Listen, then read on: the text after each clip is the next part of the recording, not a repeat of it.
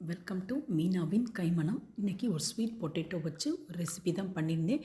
Sweet potato ஒரு 2 எடுத்துகிட்டு நல்லா வேக வச்சுக்கோங்க. ஒரு 5 நிமிஷம் இந்த பாத்திரத்தில் இட்லி பாத்திரம் வேக வச்சுட்டு கொஞ்சம் நாட்டு சக்கரை தேவைக்கேற்ப எடுத்துக்கோங்க. நான் கொஞ்சம் எங்களுக்கு போதுன்றக்கு எடுத்தேன்.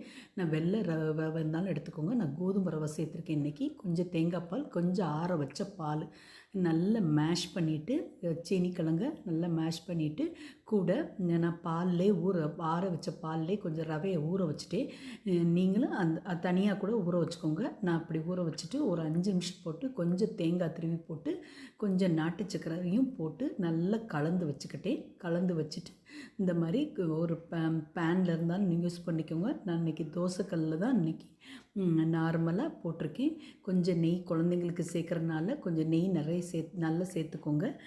குழந்தைங்க விரும்பி சாப்பிடுவாங்க. இந்த மாதிரி ஸ்வீட் பொட்டேட்டோ தனியாக வேக வச்சு கொடுக்குற காட்டிலும் இந்த மாதிரி ஒரு தடவை ட்ரை பண்ணி பாருங்கள். கூட நான் கருப்பு எள்ளு சேர்த்துருக்கேன். நீங்கள் வெள்ளை எள்ளு இருந்தாலும் சேர்த்துக்கலாம், இல்லை நார்மலாக கூட நீங்கள் அப்படி கூட சுட்டுக்கலாம். இது நல்ல சாஃப்டாகவும் இருந்துச்சு. சூப்பராக குழந்தைங்க எடுத்து விரும்பி சாப்பிட்டாங்க. சுடும்போதே எடுத்து சாப்பிட்டாங்க. நல்லா இருந்துச்சு. இந்த மாதிரி நீங்களும் ஒரு ஹெல்த்தியான ரெசிபி நாங்கள் பிரேக்ஃபாஸ்ட்டுக்கு இதை தான் எடுத்துக்கிட்டோம். உங்கள் வீட்டில் என்னன்னு சொல்லுங்கள். தேங்க்ஸ் ஃபார் வாட்சிங். இந்த வீடியோ பிடிச்சிச்சுன்னா லைக் பண்ணுங்கள், ஷேர் பண்ணுங்கள், சப்ஸ்கிரைப் பண்ணுங்கள். கொஞ்சம் மீனாவின் கைமணத்தை கொஞ்சம் என்கரேஜ் பண்ணிட்டு லைக் பண்ணுங்கள். தேங்க்ஸ் ஃபார் வாட்சிங்.